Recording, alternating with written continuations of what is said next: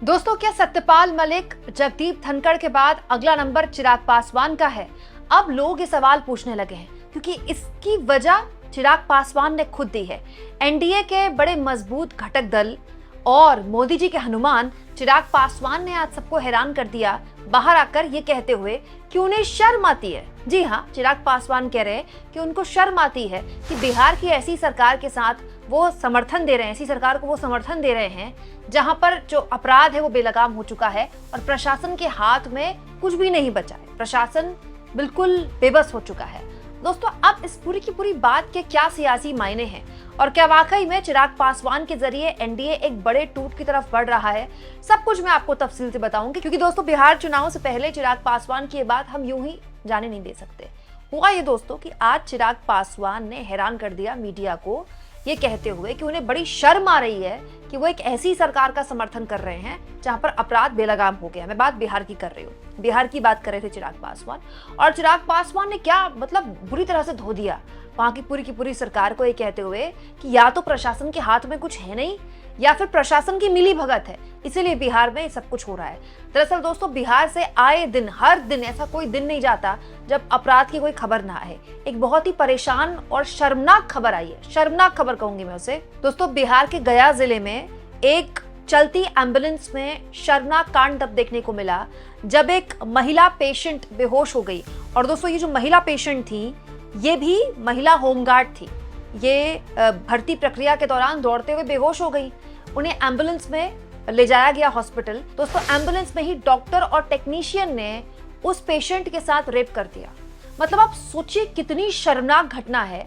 आदमी डॉक्टर पर भरोसा ना करे तो किस पर भरोसा करे। और दोस्तों, ये कोई पहला मामला नहीं है, ऐसे कई मामले हाल के दिनों में देखने को मिले हैं, जिसके बाद चिराग पासवान मीडिया के सामने फूट पड़े और कहने लगे कि उन्हें शर्म आती है कि वो एक ऐसी सरकार को समर्थन कर रहे हैं जहां पर अपराधी जो हैं वो पूरी तरह से बेलगाम हो चुके हैं। अब दोस्तों, चिराग पासवान कोई विरोधी नेता तो है नहीं, चिराग पासवान तो सरकार के सहयोगी हैं।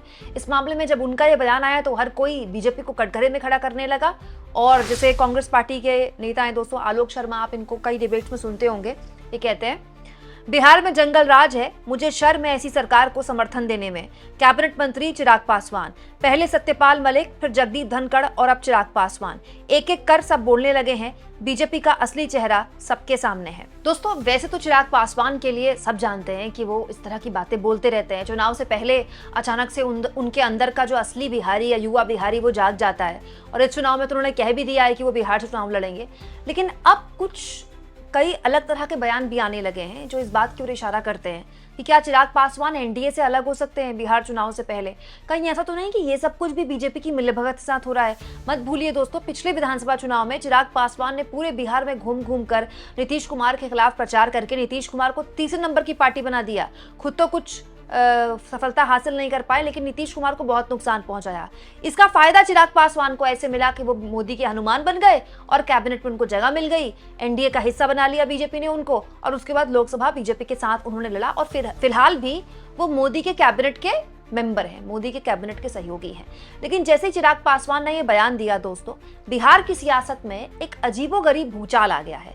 सब कुछ मैं ना आसान भाषा में आपके सामने खोलूंगी, लेकिन जेडीयू की तरफ से भी एक बयान आ गया दोस्तों। एबीपी न्यूज के पत्रकार हैं मनोज कुमार, जो कि बिहार की खबरों पर पैनी नजर रखते हैं। इन्होंने एक बात लिखी है कि जेडीयू ने कहा है चिराग का दिल कहीं और शरीर कहीं और है। मतलब दो गठबंधन के सहयोगी, एनडीए के दो सहयोगी आपस में लड़ रहे हैं।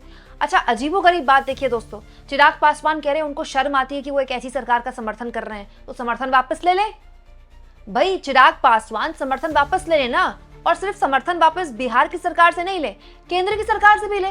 क्योंकि ये तो हो नहीं सकता ना कि बिहार की सरकार में वो समर्थन दे रहे हैं और केंद्र में मोदी जी के हनुमान बने हुए हैं। तो बात तो सिंपल सी है ना दोस्तों। अगर युवा बिहारी के तौर पर उन्होंने बिहार की इतनी बुरी दशा देख ली है तो फिर उनको अपनी कुर्सी से इतना मोह क्यों है? दोस्तों, बात बहुत सिंपल सी है। चिराग पासवान की पार्टी, जब उनके पिताजी का स्वर्गवास हुआ, उनकी पार्टी टूटी, उनकी पैरों तले जमीन खिसका दी थी उनके चाचा ने।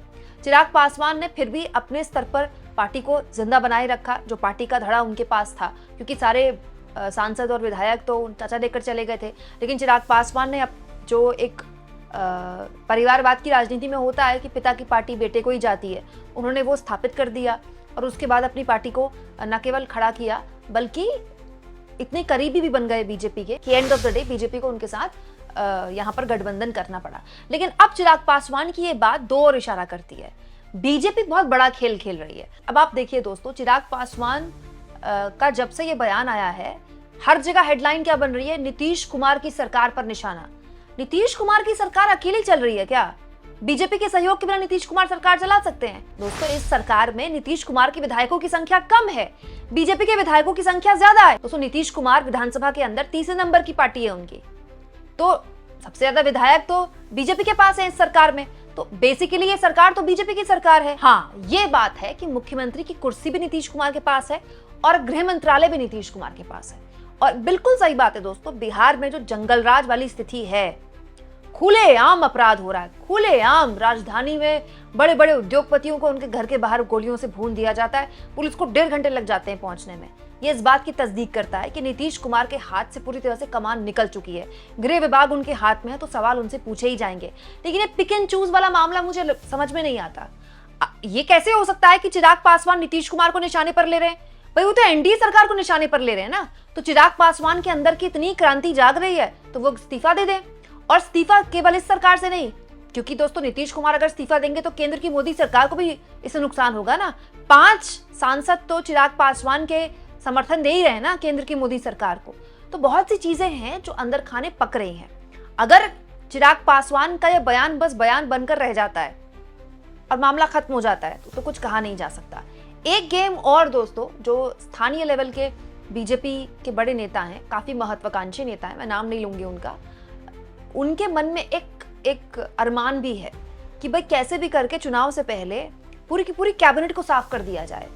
जो हरियाणा में किया गया, जो गुजरात में किया बीजेपी ने, वैसा कुछ बिहार में कर दिया जाए। लेकिन यहाँ पर दिक्कत ये है कि यहाँ कैबिनेट कैसे साफ होगी, क्योंकि कैबिनेट साफ मतलब मुख्यमंत्री साफ, मुख्यमंत्री अगर साफ हो गया तो बीजेपी साफ हो जाएगी।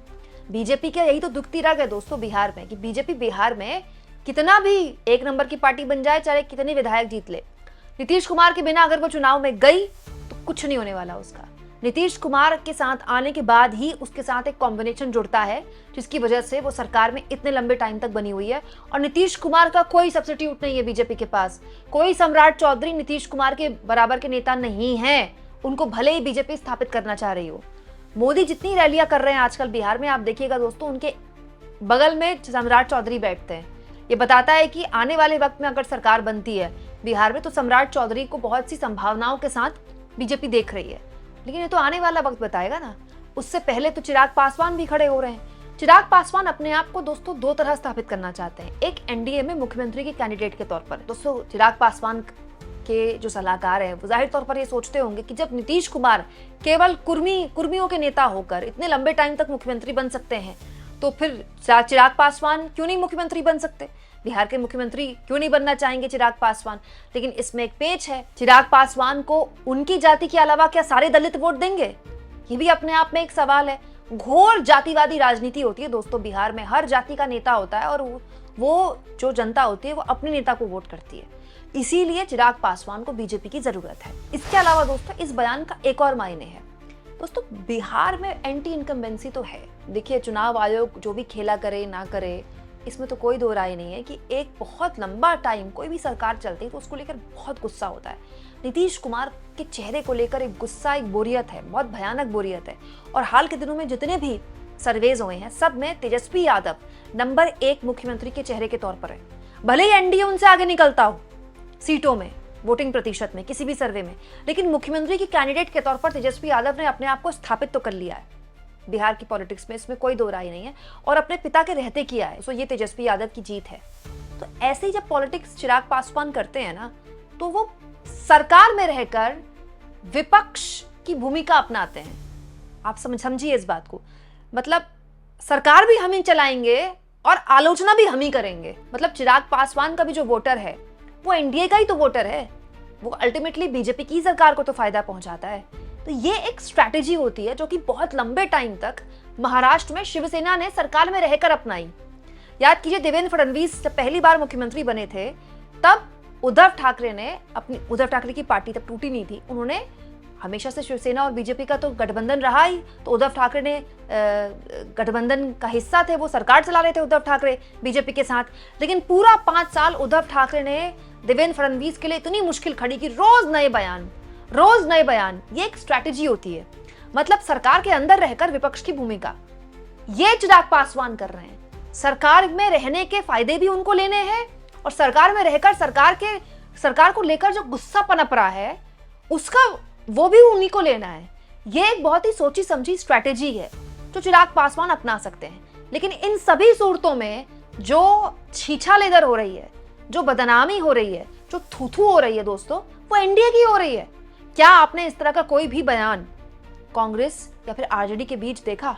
जाहिर सी बात है वो सरकार में नहीं है तो ऐसा बयान क्यों आएगा। लेकिन ये तो बात तो सही है ना दोस्तों कि आरजेडी और कांग्रेस के बीच इस तरह का कोई बयान अभी तक नहीं आया है दोस्तों, जिससे लगे कि इंडिया गठबंधन में या महागठबंधन में, बिहार में महागठबंधन बोला जाता है, महागठबंधन में कोई खटपट है। लेकिन एनडीए का तो ऐसा कोई दिन नहीं जाता बिहार में जहां ये पता ना चले कि महागठबंधन में खटपट है। तो दोस्तों वो लोग जो ये सोच रहे हैं कि सत्यपाल मलिक, जगदीप धनखड़ के बाद अगला नंबर चिराग पासवान का है इस सरकार से अलग होने का, वो थोड़ा सा वेट एंड वॉच करें। चिराग पासवान के जरिए क्या बीजेपी कोई बड़ा खेल कर रही है, ये अपने आप में दिलचस्प होगा देखना। आने वाले महीने डेढ़ महीने में आपको काफी चीजें समझ में आ जाएंगी। आपको क्या लगता है दोस्तों, कमेंट बॉक्स में जरूर लिखें और जितना हो सके चैनल को शेयर करें, सब्सक्राइब करें और थैंक्स और ज्वाइन, ये दो ऑप्शन है जिसके जरिए अगर आप चाहें तो आर्थिक तौर पर भी चैनल के हाथ मजबूत कर सकते हैं।